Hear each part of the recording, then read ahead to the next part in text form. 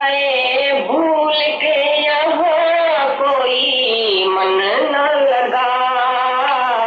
जग है सरा, जग है सरा, कोई आए कोई जाए, भूल के यहाँ कोई मन न लगा। जग है सरा, जग है सरा। आसमान पे सितारे हैं जितने, तूने पाप कमाए इतने। आसमान पे सितारे हैं जितने, तूने पाप कमाए इतने। कोई होगा तेरा तू सोच जरा, कोई होगा तेरा सोच ले तू जरा। तेरे काहे को पाप कमाए, तेरे काहे को पाप कमाए।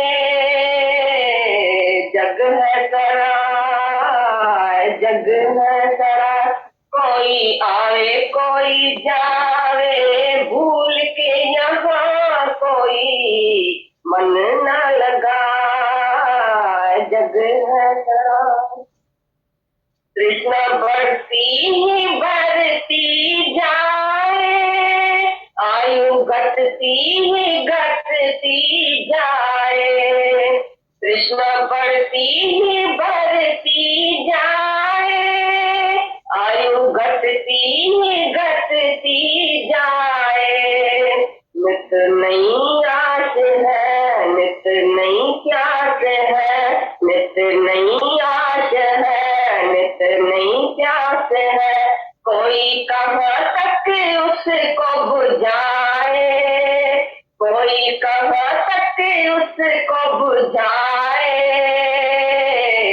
जग है सरा, जग है सरा, कोई आवे कोई जावे, भूल के यहाँ कोई मन न लगा। जग है सरा, जग है सरा। उलझा जग के झमेले में आकर, भूला प्रभु को दौलत को पाकर। उलझा जग के झमेले में आकर, भूला प्रभु को दौलत को पाकर। वक्त यूं ही गया तूने कुछ ना किया, वक्त यूं ही गया तूने कुछ ना किया। सारी आयु तेरी बीती जाए, सारी आयु तेरी बीती जाए। जग है सरा, जग है सरा, कोई आवे कोई जावे, भूल के यहाँ कोई मन न लगा। जग है सरा। प्रेमी ये जग नहीं है किसी का, यहाँ नाता है बस पैसों का। प्रेमी ये जग नहीं है किसी का, यहाँ नाता है बस पैसों का। प्यार किसका रहा, प्यार कैसा रहा, प्यार किसका रहा, प्यार कैसा रहा।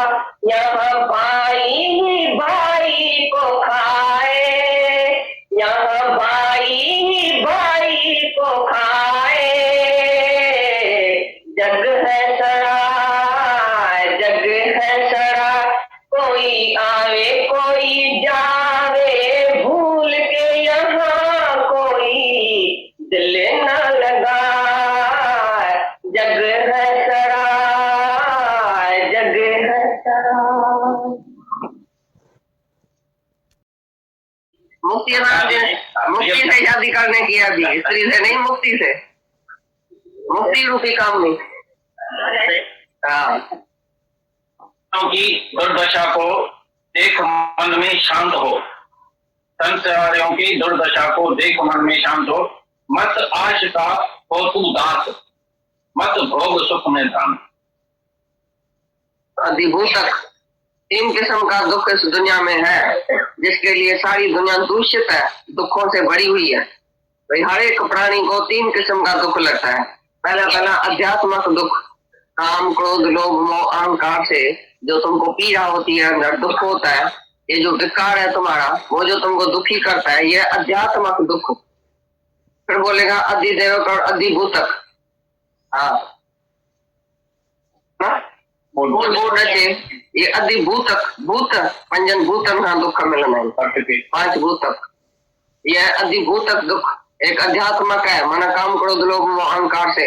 एक अधिभूतक है, मना सब ये भूत जो है, 5 भूत से जो तुमको दुख मिलता है। धरती तो हिलती है, कभी बरसात बहुत पड़ती है, कभी बाढ़ आ जाती है, बोल होती है, ये अधिभूतक दुख है। दूसरा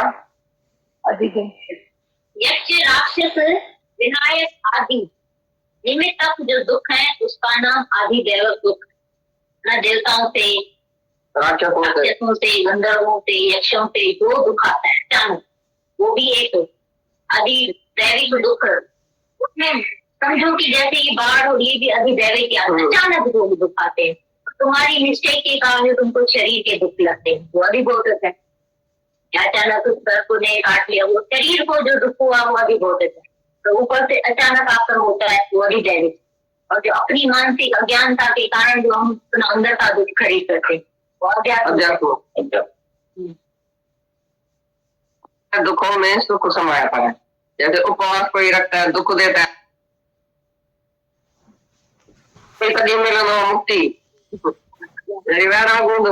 समझो, सच्ची शादी मुक्ति से शादी करने की आदि, स्त्री से नहीं, मुक्ति से, मुक्ति रूपी काम नहीं। हाँ, की दुर्दशा को देख मन में शांत हो, संसारियों की दुर्दशा को देख मन में शांत हो, मत आश का हो तू दास, मत भोग सुख में दान। अधिभूतक, 3 किस्म का दुख इस दुनिया में है, जिसके लिए सारी दुनिया दूषित है, दुखों से भरी हुई है। भाई हर एक प्राणी को 3 किस्म का दुख लगता है।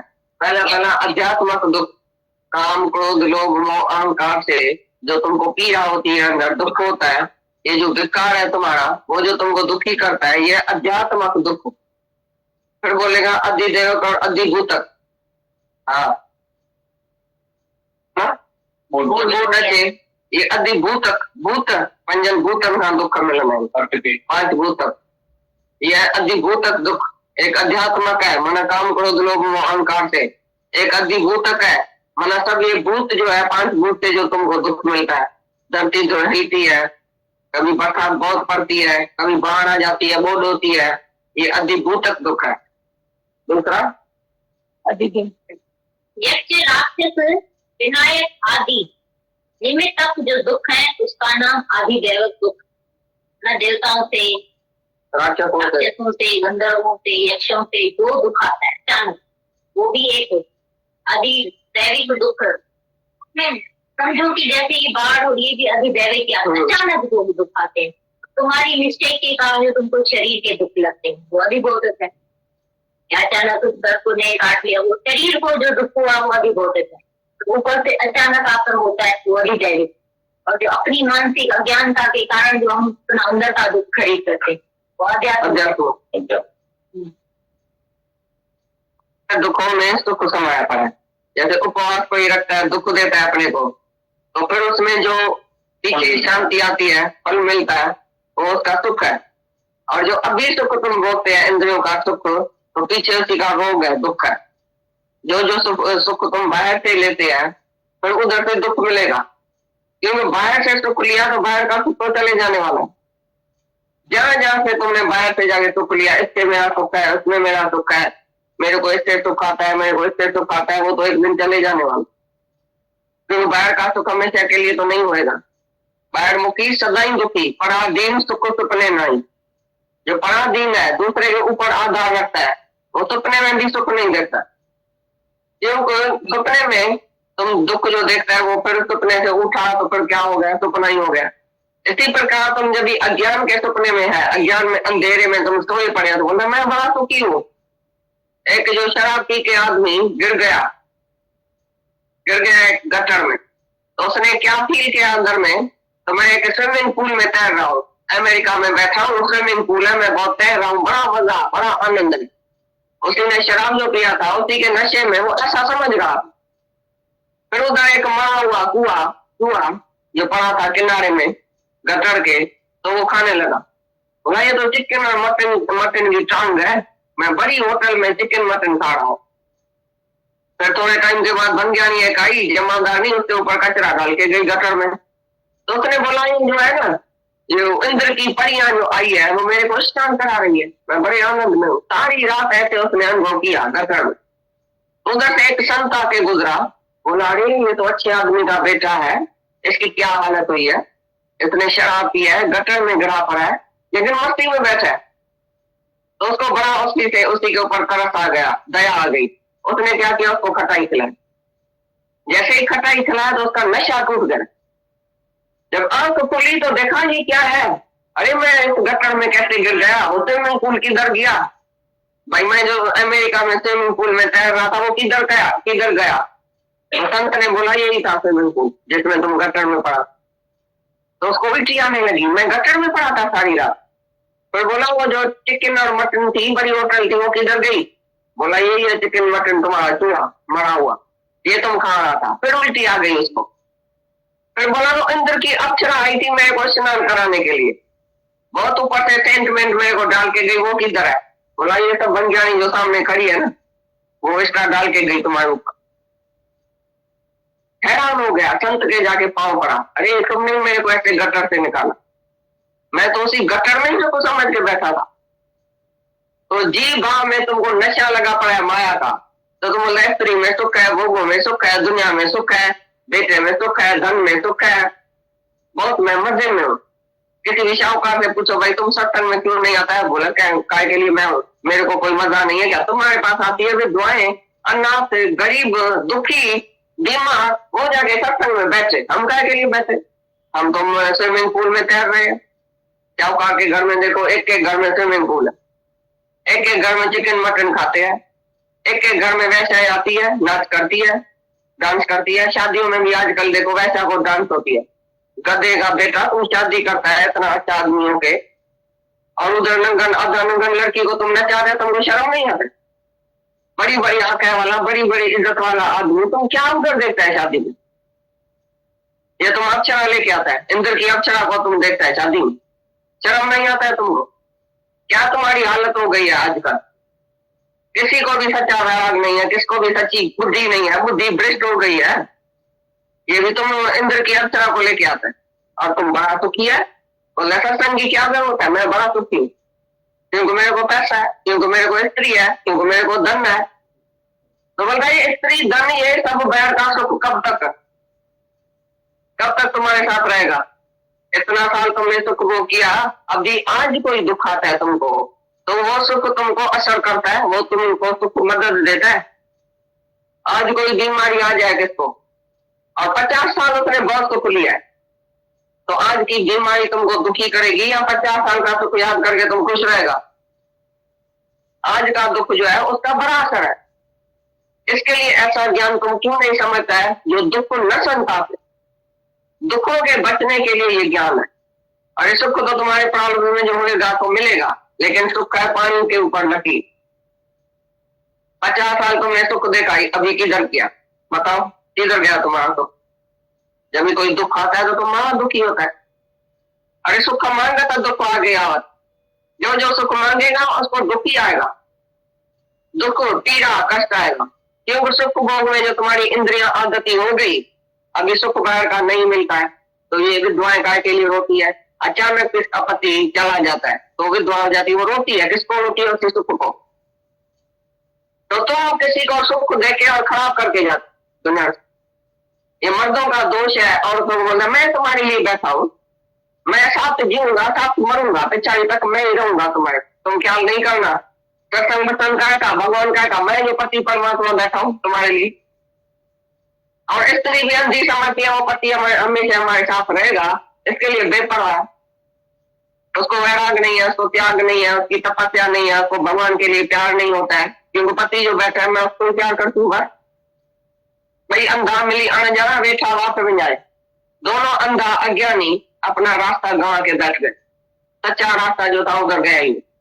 दोनों अंधे जो है गिरते रहते हैं, गिरते जाते हैं, एक दूसरे को मुंह में फंसा के मैं तुम्हारा बैठा हूँ, तुम मेरी बैठी है, हमको क्या पड़ा है, भगवान भी उतर के आए, हम बोलेगा भगवान तुम भी नहीं जाइए, मैं बड़ा दुखी हूँ, क्योंकि स्विमिंग पूल है, अब चढ़ाए है, सब कुछ सुख है।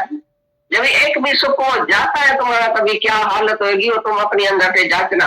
तुम बोलेगा मैं ऐसा काय के लिए सोचूं, अभी तो मैं सुखी हूँ। अरे जिसके ऊपर अचानक दुख आ जाता है उसको देख के, ये क्या बोला भाई, सियाना आदमी दूसरे को देख के और सीख जाए, ऐसा बोला पहले श्लोक में। ज्ञानी जो है वो दूसरे का दुख जब भी देखता है अंदर ही अंदर सीख जाता है, भाई ऐसा दुख कभी भी इस शरीर के ऊपर भी आ सकता, तो मैं उसके लिए तैयार हूँ।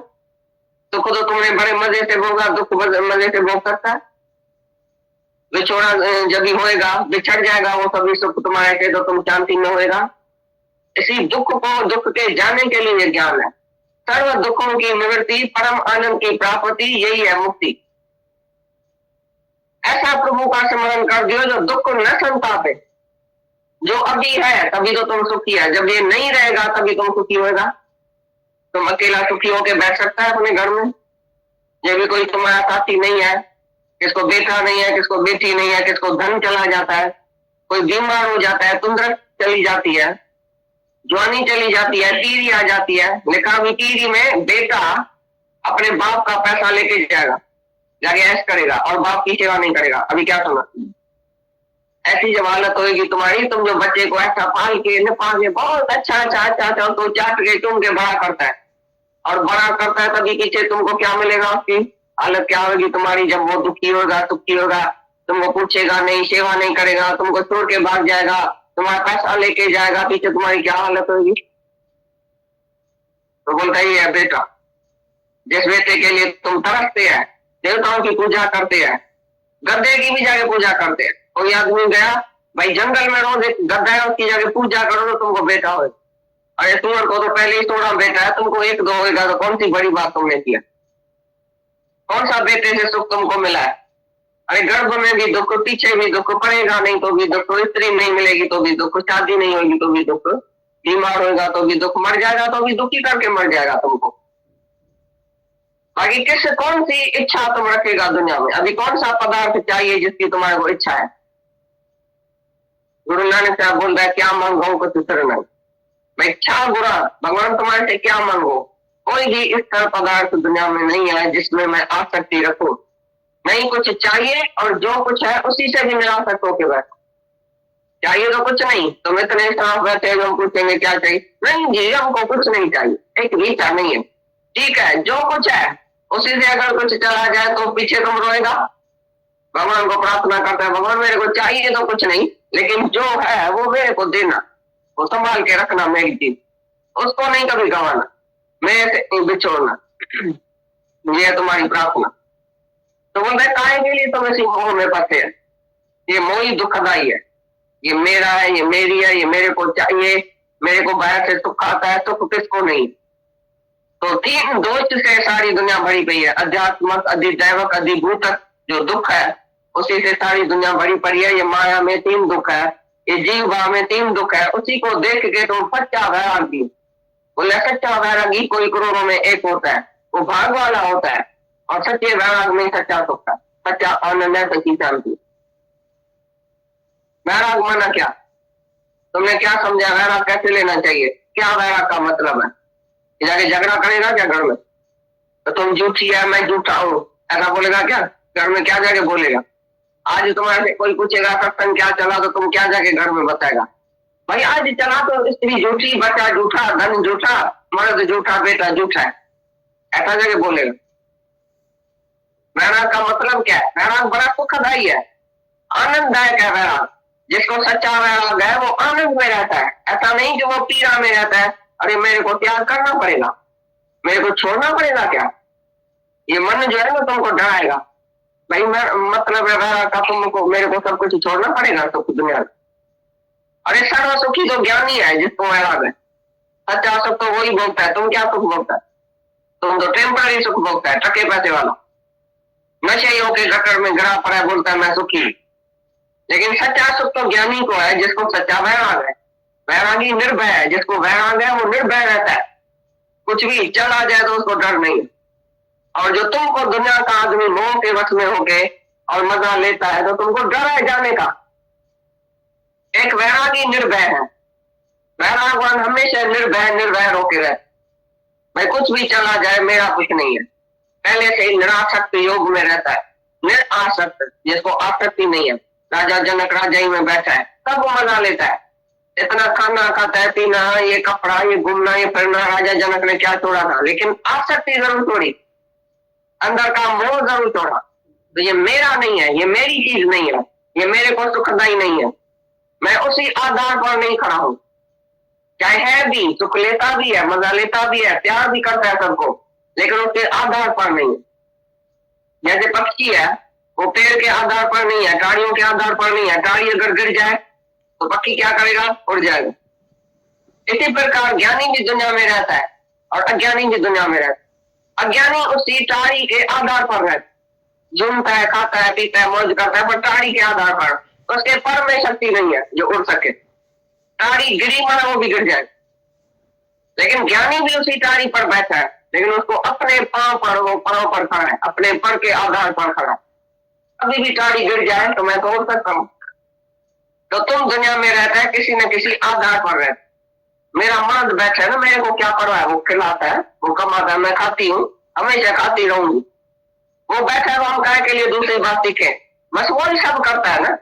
मेरा मर्द राशन भी लेके आता है, कपड़ा भी लेके आता है, ये भी करता है, कमाता भी है, सब घर का काम वही करता है, बच्चे को पढ़ाता है, ये करता है, मैं काय के लिए करूं? तो जो अपने पांव पर खड़ा नहीं है वो किसी न किसी आधार पर है, वो जरूर रोना पड़ेगा। और जो अपने आधार पर है वही सब जो है वो भगवान का सीधा आधार लेता है, जो उसको कभी दुख नहीं होगा। सीधा ही परमात्मा का आधार लियो, सेल्फ डिपेंडेंट। मैं आत्मा हूं, आत्मा के ही आश्रय में रहता हूं।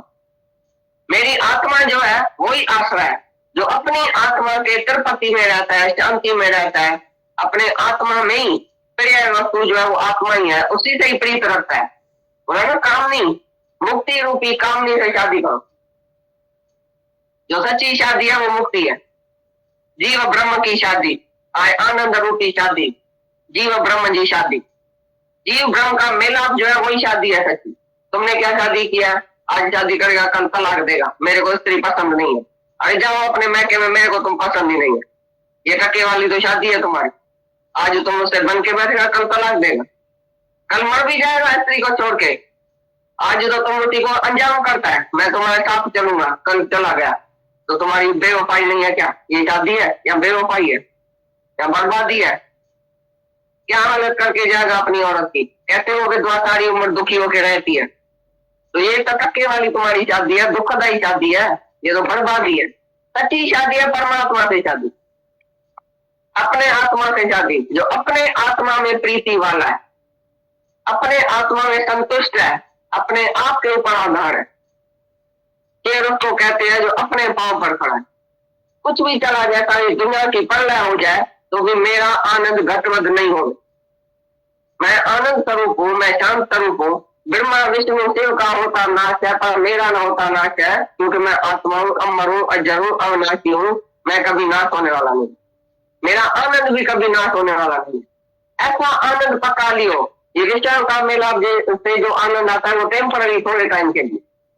लेकिन ये जो आनंद है, आत्मा का जो आनंद है, वो असली एवं लास्टिंग है, कभी तुम्हारा जाएगा नहीं। चाहे बाहर की हालत कैसी भी रद्द बदल हो जाए, चेंजेबल हालत, अभी है अभी नहीं है, चेंज होती है। अभी तुम ठीक बैठा है, अभी बीमार, अभी कोई बैठा है, अभी मर गया। ये क्या है हालत दुनिया की जिसके ऊपर तुम आधार रखा है? तो ज्ञानी सब हालत देख के दुनिया की सुधर जाता है, अपने अंदर में गाड़ा लेता है, मैं क्या मांगू, कुछ करना ही, कितना कीजिए दोस्ती, सब्जेक्ट चल रहा, ना किसी से दोस्ती, ना किसी से वैर, नहीं किसी से राग, नहीं किसी से द्वेष, मेरा किसी से वास्ता नहीं है। हम अनकंसर्न होके रहे। मैं किसी के साथ इकट्ठा नहीं आया हूँ, इकट्ठा नहीं जाऊंगा, मेरा कोई नहीं है दुनिया में, मैं जरूर हूँ लेकिन मेरा कुछ नहीं। स्त्री भी मैं हूँ, बेटा भी मैं हूँ, धन भी मैं हूँ, जड़ भी मैं हूँ, चेतन भी मैं हूँ। आत्मा जरूर है, आत्मा से प्रीति रखो पर किसके देह में नहीं रखो। तो ये देह जो वो मेरी, देह माना क्षेत्र, क्षेत्र माना क्षण क्षण में क्षय होने वाला ये क्षेत्र विकारी, और शरीर, शरीर जो विकारी है क्षण क्षण में क्षय होने वाला है। काल के मुख में तुम जा रहे हैं, क्षण क्षण में काल तुम्हारे साथ है। अभी एक क्षण तुम है, दूसरे क्षण में काल तुम्हारे साथ चल रहा है, कभी भी ये शरीर टूट सकता है। तो ज्ञानी हमेशा दूरांदेश है, दूर दृष्टि वाला। भाई अभी तो ये चीज है, कल नहीं होगी तो हम क्या करेगा, इसके साथ समय रह सकता है। ऐसा जिसको वैराग है अंदर में, तो कुछ शांति है, वो निर्भय होके है। भाई कुछ भी चला जाए मेरा आनंद नहीं चला जाए, मैं तो अपने आत्मा में हूँ, मैं दूसरा नहीं देखता हूँ, वो भी आत्मा ही। मेरा आत्मा प्यार है सबसे, लेकिन किसके देह से मेरा नाता ही नहीं। जो अपनी देह से ही नाता छोड़ के बैठा है तो दूसरे के देह में क्या अटकेगा, पता नहीं देह का उनको, तो औरों से क्या मतलब है। जो अपनी देह से ही वैराग लेके बैठा है, पहले तो तुम इस देह से वैराग लो, अपने से वैराग लो। तुम बोलता भाई मतलब क्या है सब यार, मत करो किसी को प्यार, मतलब का आदमी दूसरा है पर तुम्हारा सही मतलब का नहीं है। इतना खाना खिलाया, मालपुड़ा सीरा, दूध पिलाया, दही खिलाया, आइसक्रीम खिलाया, कितना मजा है तो दिया है, बादामी पिस्ता भी खिलाया है शरीर को। वहां एक सेकंड में बुखार आया, 99 डिग्री बुखार हुई, सारी ताकत चली गई। तो ये बेवफा और बेवफा तो ये पहले तुम्हारा शरीर, तुम दूसरे की क्या शिकायत करता है, और मेरे से बेवफा हुआ, मैंने तो बहुत सुख दिया उसको और मेरे को कोई दुनिया से सुख नहीं मिला है, इस शरीर से सुख मिला है। इतना तुमने कष्ट दे के इस शरीर को खाना पीना खिलाया, क्या वापसी में मिला। एक दिन खलास हो जाए, सेकंड में खलास हो जाए, तुमको छोड़ के जाए। तो जो इस देह से ही वैराग लेता है, देह कोई सच्चा नहीं समझता है, ये जगत मिथ्या है, देह भी मिथ्या है, एक ही आत्मा परमात्मा सत्य है। एब्सोल्यूट एग्जिस्टेंस ऑफ गॉड, हस्ती है तो परमात्मा की है, इस देह की हस्ती नहीं, ये देह आने जाने वाली है। तो मूर्ख लोग मिथ्या से प्रीत करेगा, बेवकूफ मिथ्या में अटकेगा और एक दिन रोना पड़ेगा। और जो सच्चा है, जो ज्ञानी है, वो जीते जी सबसे वोकलानी करके बैठा है, भाई ये सब जानने वाला है, लेकिन मेरी प्रीत उसकी आत्मा से। कृष्ण बोलता है मैं इतनी गोपियां अपने साथ रखता हूँ, इतनी गोपियां है मेरी, तो भी उसको मैं आत्मा देता हूँ, मैं कभी गोपी नहीं देता हूँ। गोपी भी मैं हूँ, ग्वाल भी मैं हूँ, अर्जुन भी मैं हूँ, उद्धव भी मैं हूँ, राधा भी मैं हूँ, श्याम भी मैं, मेरे सिवा कोई नहीं है। मैं उसको अगर प्यार भी करता हूँ तो आत्मा समझ के, नहीं कि देह समझ के। राधा समझती थी कृष्ण मेरे ऊपर बहुत मोहित हो गया, तो अहंकार करती थी कभी कभी, देखा भाई भगवान मेरे को बहुत प्यार करता है, तो भगवान उसी दिन आता ही नहीं था उसके पास, तो कुब्जा के पास जाता था, जो काड़ी कमड़ी कुब्जा जिसको कोई सुंदरता ही नहीं थी, उसके पास जाके बैठ जाता। तो राधा जल के मरती थी, मन नहीं मन क्यों जले राध का मोहन तो है सबका प्यार। भगवान जो है वो सबका प्यारा होता है, फिर सबसे प्यारा होता है। तो तुम भी दुनिया में रहो तो भगवान जैसा होके रहो, तुम भगवान का बेटा है तो भगवान जैसा बनो, तो मनुष्य का बेटा है तो मनुष्य जैसा बनता है। जैसा तुम्हारा माँ बाप सब विकारी, सबके अंदर विकार था, वो मर भी गया, वो शरीर में था तो मर गया, तुम भी शरीर में होगा तो मर जाएगा। सन ऑफ मैन वाला मैन हमेशा मरेगा, मैन हमेशा विकारी, लेकिन सन ऑफ गॉड माना जैसा गॉड है तैसा तुम। Be as pure, as holy, as humble, as perfect as your father is in heaven. जैसा तुम्हारा बाप परमात्मा स्वर्ग में बैठा है, आनंद में बैठा है, होली है, परफेक्ट है, हम्बल है, जैसा तुम भी बनो। अपने बाप के ऊपर जाओ, जो सच्चा बाप है तुम्हारा उसके ऊपर जाओ। ये माँ और बाप जो टेम्पररी है, आज है कल होएगा ही। बोलते हैं मैंने तुमको पैदा किया, तुम भी बोल रहे मैंने बच्चे को पैदा किया, ये बड़ा अपमान करता। तुम्हारे हाथ में किसको पैदा करना, तुम पैदा करता है। पहले तुम जब जन्म लिया तो माँ बाप ने बोला मैंने तुमको पैदा किया, फिर स्कूल में गया, मास्टर ने बोला भगवान ने तुमको पैदा किया, भगवान ने तुमको आंख दिया, कान दिया, नाक दिया, भगवान ने ये शरीर दिया, तो भाई भगवान पैदा करता है। फिर जब इस सच्चे गुरु के पास आया तो उसने बोला तू ही भगवान है जो निराकार से साकार हो के। अभी सत्य क्या है, कौन सी स्टेज में तुम पहुंचा है? माँ बाप का बेटा है कि भगवान का बालक है कि खुद भगवान है? अज्ञानी जो बोलता है मैं माँ बाप का बेटा हूं, मैं भाई जन्मा हुआ हूँ, मेरे को एक दिन मरने का है। मेरा बाप भी मर गया, मैं भी मर जाऊंगा। जैसे बाप ने किया तैसे मैं भी करता हूँ। फर्ज है, धर्म है, ड्यूटी है। शादी किया, बच्चा किया, उसको बड़ा किया, उसकी शादी कराई, आया पिया होगा सोया, एक दिन मर गया। जैसे बाप मरा तैसे तुम भी मर जाओ। अरे ऐसे तो पशु भी मरता है। खाना पीना भोगना उनका पशु समान। मनुष्य जन्म में आके जिन्होंने जानो ज्ञान, अगर तुमको ज्ञान नहीं है सच्चा कि मैं कौन हूँ, मैं क्या हूँ, अपने आप को पहचाना नहीं कि मैं आत्मा हूँ, मैं अमर अजर हूँ, ये मन से दी है मुक्ति के लिए, नहीं कि भोगों के लिए और रोगों के लिए। भोगी रोगी तो जाए पशुओं के मरे। तुम तो मनुष्य है। मनुष्य माना मन का ईश्वर, मन का मालिक, मन का स्वामी, नहीं कि मन का गुलाम। मैं तो सिगरेट का गुलाम हूँ, मैं चाय का गुलाम हूँ, मैं इस तरीके से रह नहीं सकता हूँ। एक दिन बैठे में जाती है, मैं अंधा होकर मरता हूँ, उसी दिन नींद जीत जाती है। इस तरीके से मैं एक रात भी नहीं रह सकता हूँ। भाई देखने को मैं एक दिन नहीं देता हूँ, अंधा हो जाता हूँ। बेटा रात को खाली 1 घंटा देरी से आवे स्कूल से, क्या तुम्हारी हालत होती है? जब हमेशा के लिए बेटा छोड़ना पड़ेगा, ठीक है, क्या हालत होगी? अष्टाव का मेरा कल बोला भाई जब भी मौत होता है तो ऐसे मौत होता है, मौत की घड़ी ऐसी है जैसे मेढक के मुंह में सर्प, और मेढक के मुंह में सर्प के मुंह में मेढक होता है, तो बोलता है मेरे को कोई छुड़ाए, सर्प के मुंह से कोई छुड़ाए। ऐसी मौत की हालत है। जब मौत आता है तो कोई बोलता है, मौत वाला बोलता है कोई मेरे को छुड़ाए। कौन छुड़ाएगा तुम्हारा? उसी टाइम कौन आएगा? कौन तुमको छुड़ाएगा? जिसके साथ तुम इतना पाप पुण्य करके उसको पैसा देता है, खिलाता है, पिलाता है, तुमको छुड़ाएगा? दुख से छुड़ाएगा, बीमारी से छुड़ाएगा, पाप से छुड़ाएगा, जेल से छुड़ाएगा। आज कोई जेल में गया है पाप करके, उसका बेटा छुड़ाएगा उसको? कौन छुड़ाएगा? बीमारी है, बीमार से कौन छुड़ाएगा?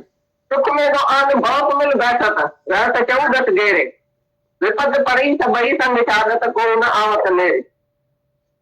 दुख के टाइम, बीमारी के टाइम, जेल के टाइम, आपके टाइम सब तुमको छोड़ दे जाएगा। तुमको एक अकेला भोगना पड़ेगा दुख में, और सुख में तुमको सब आके बैठेगा। तो ऐसी हालत देख के बोलता है तुम सच्चा वैराग में रहो, आनंद में रहो, शांति में रहो, अपनी आत्मा में रहो, बाकी शरीरों से वैराग नहीं। आत्मा को प्यार करो, सबको आत्मा देखो, सबसे प्यार रखो अंदर में, लव ऑन लाइफ, सबके लिए भाई हमको प्यार। आंख बंद करके देखो, किसे कम किसे जाति को प्यार नहीं है, किसे मोह किसे दोष तो नहीं है, किसे सुख किसे दुख तो नहीं। मैं महसूस करता हूँ ऐसे मेरे को सुख मिलता है, ऐसे मेरे को दुख मिलता है। कौन है दुनिया में जो तुमको सुखी और दुखी कर सके? तुम्हारा ख्याल तुमको दुखी न कर सके तो भगवान को भी ताकत नहीं है जो तुमको दुखी और सुखी कर सके। तुम्हारा स्वार्थ पूरा होता है, तुम बोल रहे ये बड़ा सुख अच्छा है। जिससे तुम्हारा स्वार्थ नहीं पूरा होता है, तुम बोल रहे ये खराब। कोई बेटा तुम्हारा आज्ञा में चला, कोई बहू तुम्हारी दहेज लेके आई बहुत, या तुम्हारी सेवा किया, तुम ये बड़ी अच्छी है मेरी बहू, ये बेटा बड़ा अच्छा है, तीनों ससुराल से पैसा मिला, तीनों बेटा मेरा पाँव दबाता है रोज, देखो मेरे को पाँव पड़ के जाता है, इसके लिए ये बेटा अच्छा है। तो उसमें मुंह में मरेगा भी तुम। बोला ना राजा रामचंद्र का बाप ही बेटे के मुंह में मर गए, दशरथ। तुम्हारी भी ऐसी हालत होगी, बेटा अच्छा मिलेगा तो भी मरा मुंह में, अगर खराब मिलेगा तो द्वेष में मरा। दोनों तरफ जो तुम मर ही पड़ेगा, राग और द्वेष की तलवार दोनों तरफ है। इसके लिए प्रेम का रास्ता, मध्यम रास्ता लियो, सहज रास्ता, सर्व से प्रेम, न कोई अच्छा है न कोई बुरा है। जो भी कुछ सुख देता है या दुख देता है, हमको नहीं सुख चाहिए नहीं दुख चाहिए। सुख और दुख से ऊपर हटो, तो आप ही नहीं कि तुम्हें रखो जो तुमको दुख और सुख महसूस हो। इज्जत की इच्छा रखेगा तो बेइज्जती आएगी, मान की इच्छा वाले को अपमान सहना ही पड़ेगा। दर दर भीख पहनता है, तुम मेरी इज्जत करो, मेरा मान करो, मेरे को ये चाहिए, तुम्हारे से चाहिए, चाहना वाला हमेशा नीचे ही रहेगा।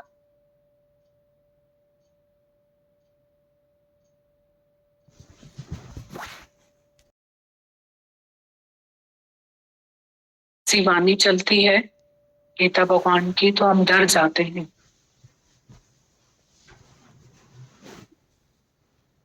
मतलब हर एक की बात नहीं है, सबका अलग अलग भाव है। जैसे कई बार हम लोग वाणी सुन के कबूतर की तरह आंखें बंद करना चाहते हैं और उसको बिल्ली और आसानी से खा लेते हैं। पर जब हम दो अभ्यास और वैराग्य, अगर वही कबूतर आंख न बंद करके अपना अभ्यास और वैराग्य के दो पंख यूज करे तो फिर उड़ के डाल पे जाके बैठ जाए तो सेफ हो जाए। तो इतनी सेवा है हमारे गुरु की, इतनी सेवा। उन्होंने हमें बताया कि ऐसा जगत में है 3 प्रकार के दुख हैं, अध्यात्मक है, अधिदेवक है, अधिभूतक है। 3 प्रकार के दुख जगत में हैं। बहुत इम्पोर्टेंट है, हमको किसी ने बताया ही नहीं आज अभी तक। हमारा विवेक कितना बंद है गुरु के बगैर। हम पर प्रकृति और परमात्मा को ब्लेम करते रहते हैं, पर हमें किसी ने नहीं बताया कि जो अध्यात्मक दुख है वो हमारे अपने 5 विकारों के कारण है। हमें किसी ने भी नहीं बताया।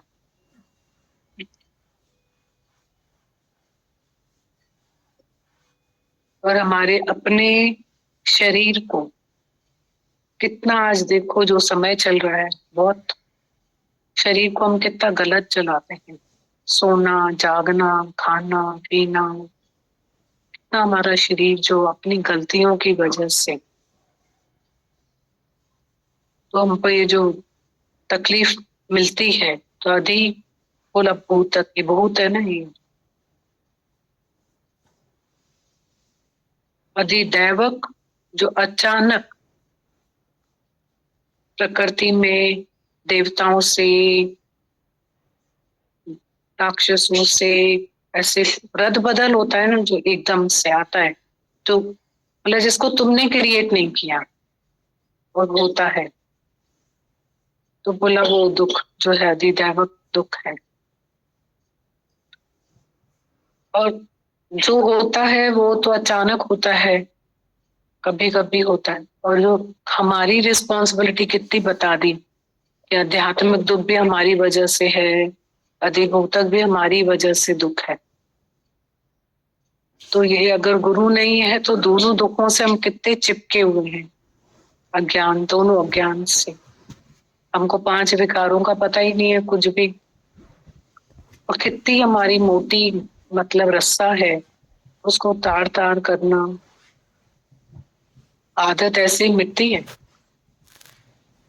और कैसे गुरु की कितनी अथक मेहनत और प्रयास है हमारे साथ, अथक प्रयास और मेहनत है हमारे साथ। गुरु के बगैर तो हमने कभी ये शब्द सुना भी नहीं है, वैराग्य क्या है, वैराग्य क्या होता है। जैसे ये जगत है, अगर रोशनी नहीं है तो हमारे लिए अंधेरा है। ऐसे ही जो जगत की बनावट है, विवेक नहीं है तो हमारे लिए अंधेरा। हमको पता ही नहीं है कि जगत की बनावट कैसी है, कुछ भी नहीं पता है, कुछ भी नहीं। बस विवेक बंद है, अचानक कोई दुख आ जाता है, सुख के रूप हो जाते हैं, दुख आ जाता है, ब्लेम कर देते हैं और प्रकृति में वो दुख के साथ ही जीने लग जाते हैं। वैसे ही चलते रहते हैं। और जो गुरु है वो शब्द गुरु इतना महान शब्द है, कैसे वो धीरे धीरे धीरे धीरे हमारे इंद्रियों के रसों से, मन के रसों से, मन के आधारों से, मन की आसक्तियों से कैसे हमें धीरे धीरे शांति देता है, आनंद देता है। या तो हम सुख के झोले में झूलते हैं या दुख के झूले में झूलते हैं, सुखी दुखी होते रहते हैं, उन दोनों झूलों में झूलते रहते हैं। कभी ऊपर जाता है झूला, कभी नीचे आता है। पर गुरु जो है वो हमें वैराग्य जो है, धीरे धीरे धीरे धीरे चुन्नी कांटों में फंसी है तो न रत निकले और न हमारा जो है चुन्नी फटे। कैसे चोर न छूटे संसार, जुगत छूटे संसार। कैसे रमज़न सांड हमको उसने कैसे निर्लेप किया है रमजों के साथ, आर्टिस्ट होकर के। कभी कोई मना नहीं किया, सब कुछ करो, सब कुछ करो। अभी बोला ना तुम वैराग्य कौन सा लोगे, सबको बोलोगे तुम में से खटाई है, तुम में से खटाई है। तो ये है वो है, ये बोलोगे जाकर। पर कितना सुंदर बता रहे थे कि सबको आत्मा देख के प्यार करो, प्यार की कोई मना नहीं, खूब प्यार करो, खूब प्यार करो, और प्यार करो, और प्यार करो। इतनी मदानी चलाओ प्यार की, इतनी चलाओ कि मक्खन ऊपर आ जाए, कि प्यार ही प्यार, भगवान का स्वरूप दिखाई दे हमें, ऐसा मक्खन हम लें, ऐसे हम मदानी चलें प्यार के। इतना इतना इतना मंथन करें प्यार का, इतना मंथन करें, पूजना करें। बहुत हम लोग की सोच इतनी छोटी होती है, उसी सोच, छोटी सोच में ही पड़े हैं। बहुत ब्रॉड होना पड़ेगा, पर होना बहुत जरूरी है, क्योंकि time is money and more than money. हमें बहुत बड़ी सोच रखनी है, क्योंकि हमारे पास समय बिल्कुल नहीं है। बहुत बड़ी सोच से जीवन में चलना है, पर बहुत कंजर्वेटिव माइंड से चलते रहते हैं, उसी में ही फंसे रहते हैं। ज्ञान की इतनी ताकत को वहीं लगाते रहते हैं, वहीं घूमते रहते हैं, उसी में ही चलते रहते हैं। पर हमें और वहां से ब्रॉड होके निकलना पड़ेगा, तब हम इस ज्ञान की ताकत को आगे और यूज कर सकते हैं। नहीं तो उसमें बॉन्ड में पड़े हुए हैं, डेगची में ही पड़े, मेंढक की तरफ बॉन्ड में ही पड़े हुए हैं। उसमें में से छलांग तो लगाएं हम, एक बेहद में तो आए, वही के वही, वही के वही, सुखी दुखी होते रहते हैं, अपना एक लाइन खींच लेते हैं। पर हमको गुरु जो है बचाता है। ऐसी सेवा है उसकी, धीरे धीरे धीरे धीरे, रोज की धरती, रोज की हैमरिंग, रोज की नजर उसकी, उनको कैसे भगवान बना रही है। आसान थोड़ी है एक स्वभाव को बदलना, एक आदत को बदलना। जब हम शरण लेते हैं तो हम अपने आप को बदल पाते हैं। अर्जुन ने शरण ली, दुर्योधन ने शरण नहीं ली। जो शरण लेता है वो पार पूछता है। दुर्योधन ने शरण नहीं ली तो सब था और गवा दिया। अर्जुन ने शरण ली तो जीवन के राज को समझ पाया। नहीं तो हम जीवन के राज को ही नहीं समझ पाते हैं कि जीवन का राज क्या है। कॉपी का ज्ञान नहीं, कभी भी कॉपी नहीं करनी, कॉपी का ज्ञान ही नहीं, और बाहर का ज्ञान ही नहीं। 98% हम लोग मेंटल एंड 2% स्पिरिचुअल है। बाहर का भी नहीं है, कॉपी का भी नहीं है, बस अपने अंदर ही अंदर मंथन और मेहनत करने सब। बहुत शुक्राना। अभी और आगे जगदीश में बात करेगा।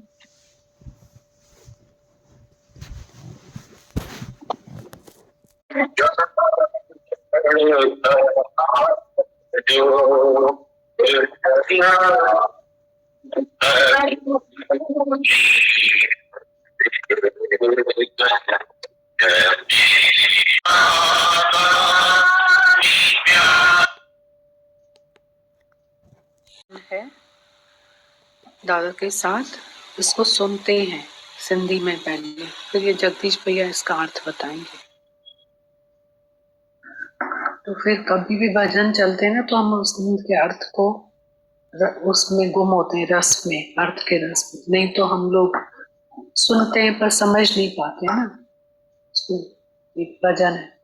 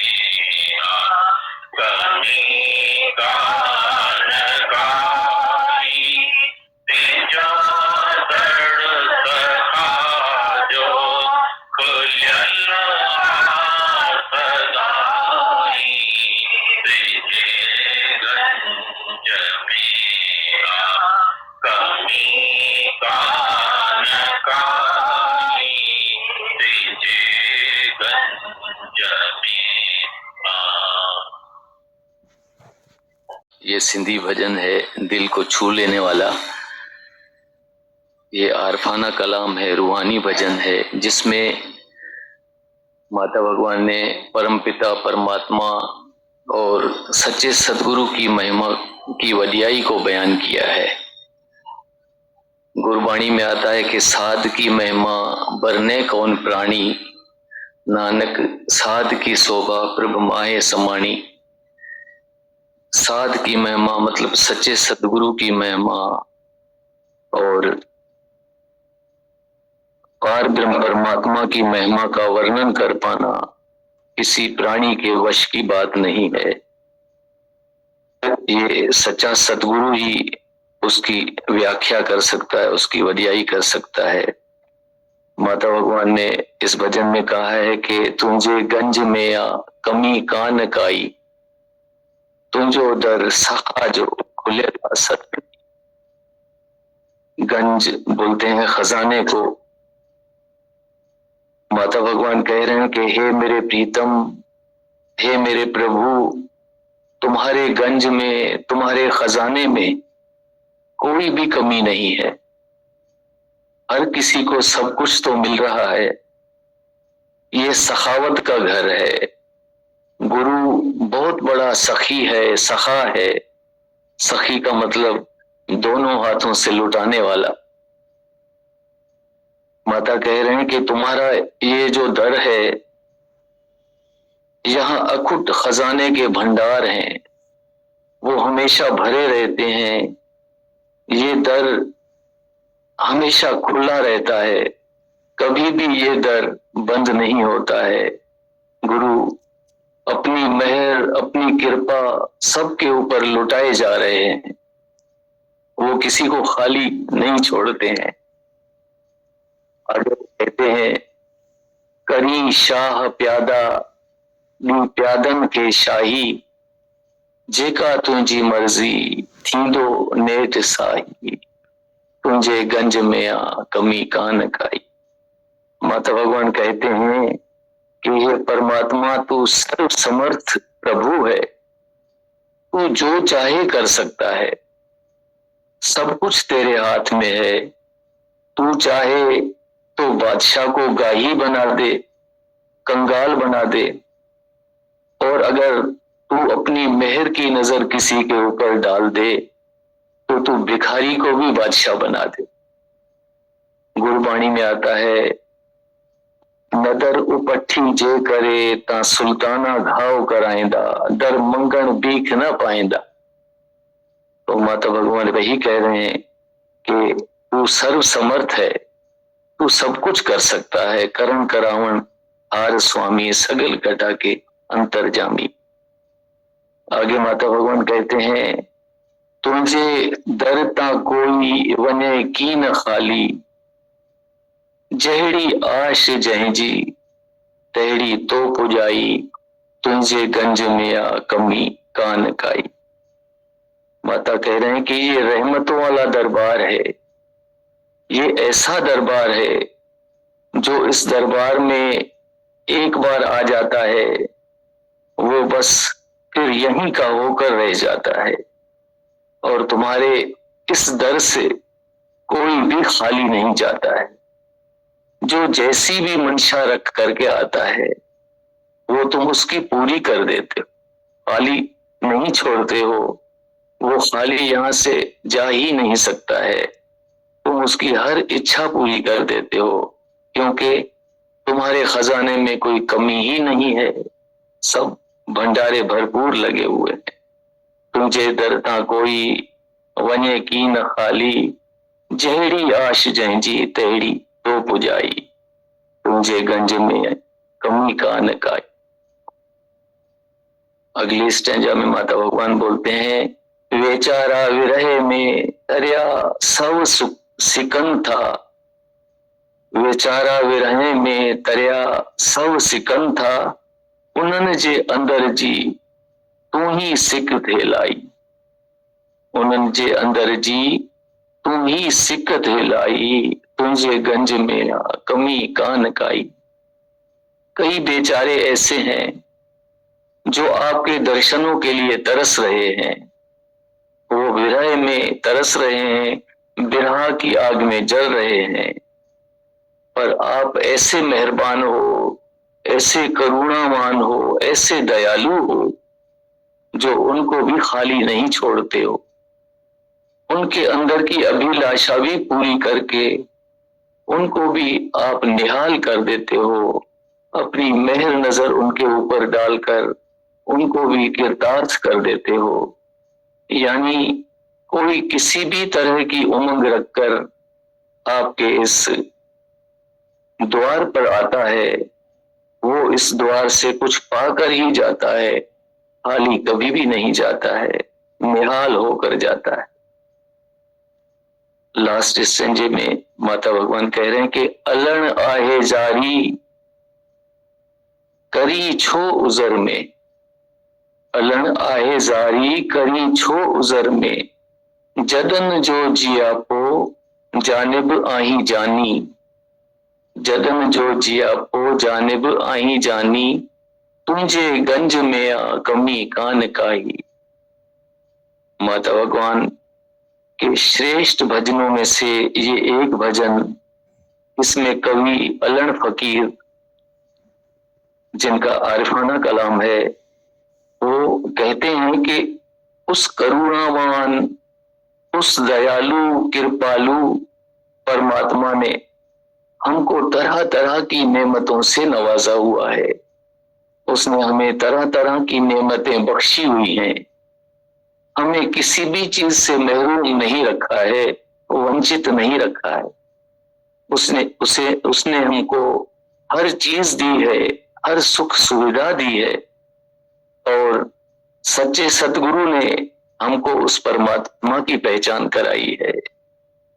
तो हम निवृत्त रखने में, निजारी करने में, उनकी महिमा गाने में, उनके उपकार मानने में अवसर क्यों करें, मजबूरी और विवशता क्यों दिखाएं? हमें भी तो उठते बैठते हर वक्त अपने उस प्रभु के, अपने सच्चे सतगुरु के शुक्राने मानने चाहिए, उसकी महिमा गानी चाहिए, क्योंकि हम जैसे कमजोर, नातवा और बेवाकुफ लोगों का जियापा ही हमारा सच्चा सतगुरु है। हमारे जीने का सहारा हमारा सतगुरु ही है। सतगुरु के की महिमा का गुरबाणी में पूरा जिक्र है। सतगुरु की महिमा को गुरु साहिबों ने भी कैसे अपनी वाणी में लिखा है, नदर करे जे आपनी ता नदरी सतगुरु पाया। वो परमात्मा अपनी मेहर की नजर करता है तो सच्चा सतगुरु मिल जाता है। वो परमात्मा अपनी नजर करता है तो सच्चा सतगुरु मिल जाता है। ये जीव बहुते जन्म भरमिया ता सतगुरु शब्द सुनाया। ये जीव जो है जन्मों जन्मों से 84 के चक्कर खाता हुआ यहाँ सतगुरु की दरबार में पहुंचता है तो गुरु उसको अपना अनहद शब्द सुनाता है, अपने वचन सुनाता है, गुरु अपने शब्द सुनाता है। सतगुरु जेवद दाता को नहीं, गुरु से बड़ा कोई दातार है ही नहीं, हो ही नहीं सकता। सतगुरु जेवद दाता को नहीं, सब सुनियो लोक सबाया। सब लोग यही कहते हैं, हर वाणी, हर धर्म, हर मजहब में सतगुरु की महिमा का वर्णन है। हर कोई यही कहता है कि सतगुरु जेवद दाता को नहीं, सब सुनियो लोक सबाया। सतगुरु मिलिए सच पाया। गुरु मिलता है तो सच की पहचान होती है, नहीं तो दुनिया में कोई ये पहचान देने वाला नहीं है। सतगुरु मिलिए ता सच पाया, जिन्हीं विचों आप गवाया। वो होमे का जो इंसान को लगा हुआ रहता है, गुरु ही वो खत्म करता है। सब विचों आप गवा, जिन सचों सच सबाया, जिन सचों सच बुझाया। उसने सच की पहचान कराई है। तो माता भगवान भी यही कह रहे हैं, गुरु की महिमा, गुरु की तारीफ, गुरु की जो है वो उपमा कर रहे हैं कि तुझे गंज में आ कमी कान काई, तुझो दर सखा जो खुले ला सदाई। माता भगवान का ये एक, क्योंकि वो अपने गुरु की महिमा गा रहे हैं तो वो अपने गुरु के लिए माता भगवान ने अपना पूरा जीवन गीता भगवान को समर्पित किया, अपने गुरु को समर्पित किया। उन्होंने जीवन का हर क्षण गीता भगवान के साथ जिया। एक भी क्षण वो गीता भगवान के बिना नहीं रहे। हम लोगों के घर में हमें याद है कि गीता भगवान के साथ वो 6 महीने रुके थे। बहुत छोटा घर था, बहुत ही छोटा, पर उन्होंने कभी नहीं देखा कि जगह नहीं है, सुविधा नहीं है, बस गीता भगवान है तो उन्हें वही उनके साथ ही रहना है। कहीं भी बैठने को मिले, कहीं भी सोने को मिले, उनको तो बस वहीं रहना है। उन्होंने एक दिन भी नहीं कहा कि हम अपने घर जाएंगे। हमेशा साथ में रहे। गीता भगवान का बस उनको साथ चाहिए था।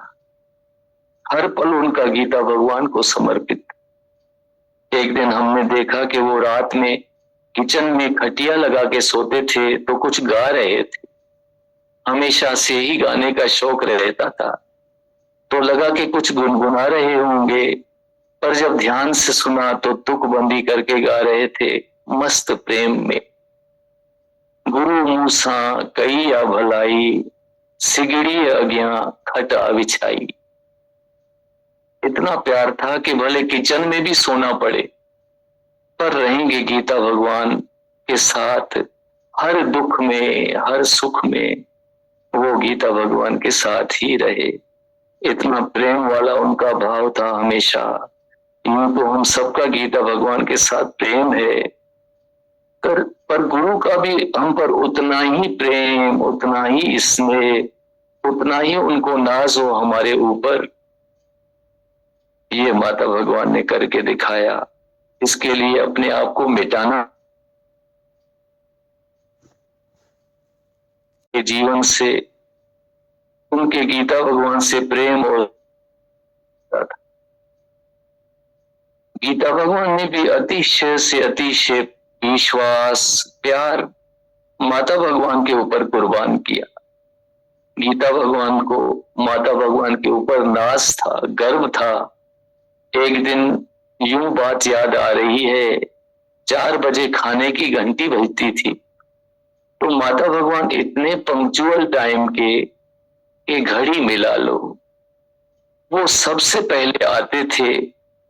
घंटी बजती थी और गीता भगवान बोलते थे, अच्छी वही तुलसी। एक दिन गीता भगवान बोले, बस अभी तुलसी आ रही होगी।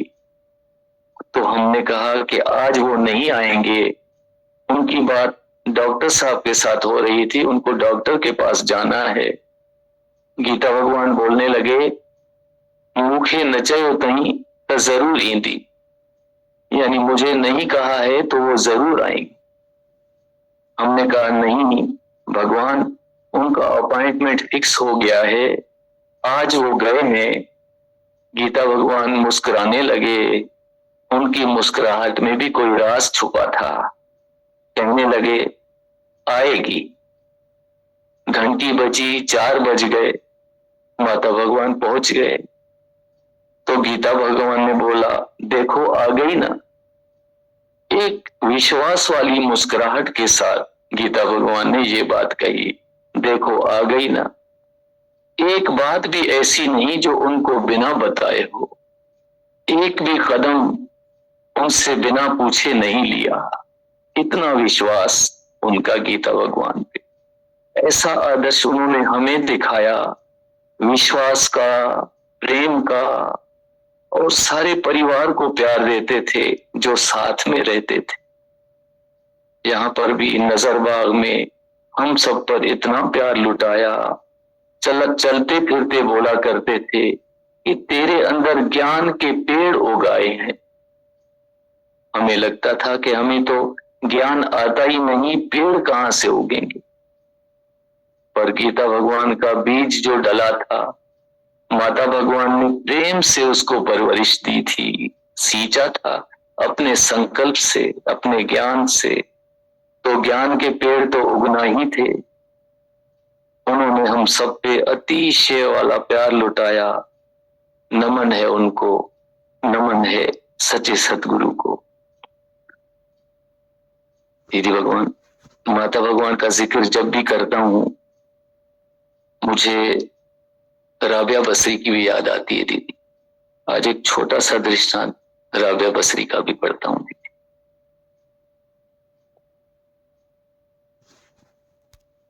आदमी आपस में बात कर रहे थे कि बहुत भूख लगी है, कहां जाकर खाना खाएं। इतने में रास्ते में राबिया का घर आ गया। एक भूखा कह रहा था कि भाई, मैंने सुना है कि राबिया भगवान की बहुत बड़ी संत है, चलो आज उसको आजमाते हैं कि वो कितनी बड़ी संत है। हम दोनों भूखे हैं, दोनों राबिया के पास चलते हैं, देखते हैं कि उसको हमारी हालत का पता चलता है कि नहीं चलता है। वो दोनों भूखे राबिया के घर पहुंच गए और जोर जोर से दरवाजा बजाने लगे।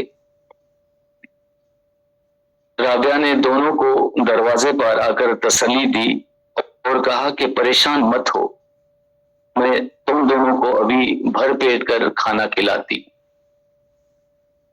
राबिया ने उन दोनों को बिठाया, उनके आगे 2 रोटियां रख दी, क्योंकि उसके पास घर में 2 रोटियां ही पड़ी थी। और उन दोनों से कहा कि खाओ और अपने रब का शुक्रिया अदा करो।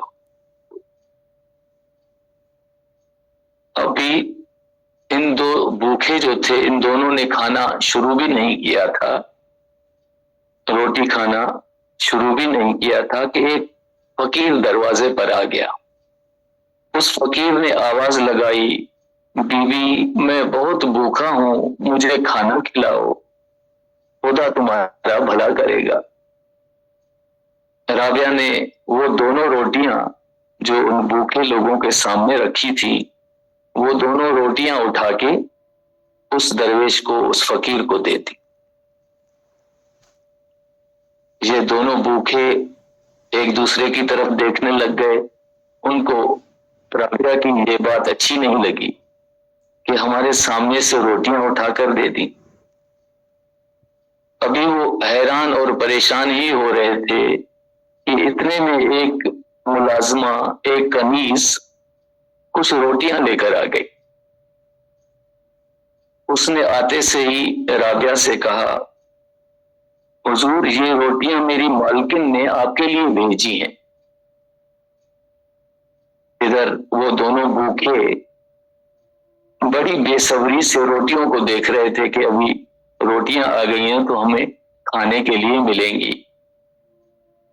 राबिया ने उस लौंडी से, उस मुलाजमा से पूछा, ये कितनी रोटियां हैं, कितनी रोटियां भेजी हैं आपकी मालकिन ने?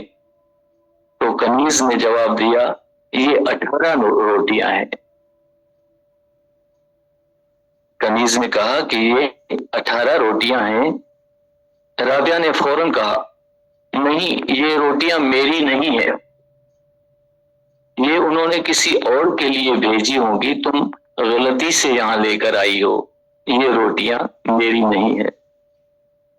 वो दोनों भूखे परेशान हो रहे थे भूख से कि कब रोटियां खाने को मिलेंगी, और राबिया मना कर रही है कि ये रोटियां मेरी नहीं है। एक ने दूसरे भूखे के कान में धीरे से कहा, मियां ये अजीबोगरीब औरत है, इसको भूख से या खाने की कोई परवाह ही नहीं, इनको तो हमारी चिंता ही नहीं है, इसको हमारी भूख का तो ख्याल करना चाहिए। वो कनीज कांधे पर रोटियां लेकर अभी वहीं खड़ी थी, तो उसने राबिया से कहा, हुजूर ये रोटियां उन्होंने आपके लिए ही भेजी हैं और मुझे खास तौर पर कहा है कि ये राबिया जी को देकर आओ। आप मेरी बात का यकीन तो करें, विश्वास तो करें। राबिया ने कहा, नहीं ये रोटियां मेरी नहीं है, मेरा खुदा बहुत मुंसिफ है, बहुत इंसाफ करने वाला मेरा रब है, तू मेरी बात मान, ये रोटियां किसी और की होंगी, अपनी मालकिन को जाकर वापस दे दे। वो कनीज रोटियां लेकर वापस चली गई। अपनी मालकिन के पास जाकर राबिया की पूरी बात उसने उसको बताई। उसकी मालकिन ने एक क्षण भी जाया नहीं किया, एक लम्हा भी उसने जाया नहीं किया, और कनीज से कहा कि इन रोटियों के अंदर 2 रोटियां और मिला लो और वापस से राबिया के पास ले जाओ और उनको देकर आओ। कनीज वो रोटियां लेकर दोबारा से राबिया के पास पहुंच गई। राबिया ने पूछा, अब क्यों आई हो? कनीज ने कहा, मैंने मालकिन से कहा कि राबिया जी ने ऐसा कहा है कि ये रोटियां मेरी नहीं है, तो उन्होंने 2 रोटियां उसके अंदर और मिलाई और मुझसे कहा कि ये वहां देकर आ जाओ। राबिया के मुंह से एकदम निकला कि वाह मेरे रब, वाह मेरे खुदा, तू कितना बड़ा मुंसिफ है, इंसाफ वाला है, अपने कौल का पक्का और अपनी बात का सच्चा है। कनीज रोटियां देकर चली गई। राबिया ने उन दोनों भूखे लोगों से कहा कि अब तुम रोटी खा सकते हो। वो दोनों भूख से तड़प रहे थे, दोनों खाने के ऊपर टूट पड़े और खूब पेट भर कर खाना खाया। लेकिन उनके सामने जो ये वाकया पेश आया था, वो उनके लिए एक पहेली थी। वो इस पहेली को दिल ही दिल में सुलझाने में लगे हुए थे, लेकिन जब नहीं समझ में आया तो राबिया से कहा, बीबी हम दोनों ने खूब भर पेट खाना खा लिया है, तबीयत खुश हो गई है, मगर ये मामला हमारी समझ में नहीं आया। राबिया ने पूछा, कौन सा मामला? तो उन्होंने कहा कि आपने पहले हमारे सामने 2 रोटियां रखी, इतने में एक फकीर आया, आपने दोनों रोटियां उसको दे दी और फिर उस फकीर के जाने के बाद कमीज 18 रोटियां लेकर आ गई, तो आपने ये कहकर वापस कर दिया कि ये रोटियां आपकी नहीं हैं, किसी और की हैं। फिर उन रोटियों में 2 रोटियां और मिल गईं, तो आपने उनको कबूल कर लिया, ले लिया। ये माजरा क्या है? मेहरबानी करके हमको ये बताइए। राबिया ने कहा, सुनना चाहते हो तो सुन लो। तुम शुरू में जब मेरे पास आए तो मुझे पता चल गया था कि तुम दोनों बहुत भूखे हो। मैंने 2 रोटियां तुम्हारे आगे रख दी, क्योंकि घर में 2 रोटियां ही मौजूद थी। इस बीच में फकीर आ गया, वो 2 रोटियां तुम्हारे सामने से उठाकर उस फकीर को दे दी, क्योंकि मुझे मालूम था कि भगवान ने, खुदा ने इंसान से वादा किया हुआ है कि अगर तुम उसकी राह में, उसके रास्ते में तुम 1 दोगे तो वो तुमको 10 दे देगा। 1 के बदले में वो रब तुमको 10 देगा। मैंने दिल ही दिल में खुदा से ये अर्ज की, ये प्रार्थना की कि या खुदा, जब तुमने वादा किया है कि 1 की जगह 10 दोगे, तो तुमने 1 की जगह 9 क्यों भेज दिए? 2 रोटियों के बदले में तुमको 20 रोटी भेजना चाहिए थी, पर तुमने 18 क्यों भेज दी? मेरा वादा, तुम्हारा वादा, मेरे रब का वादा गलत तो हो नहीं सकता है। तो तुम दोनों ने देख लिया कि 18 रोटियां वापस कर दी तो 20 रोटियां आ गईं। खुदा ने अपना वादा पूरा कर दिया और 2 की जगह तुमको 20 रोटियां खाने को मिल गईं। ये सुनकर वो दोनों राबिया के चरणों में गिर गए, उनसे माफी मांगी और कायल हो गए कि ये भगवान की सच्ची संत है। माता भगवान का पढ़ता हूं तो राबिया की याद आती, बहुत सारे शुक्राने भी देता हूं।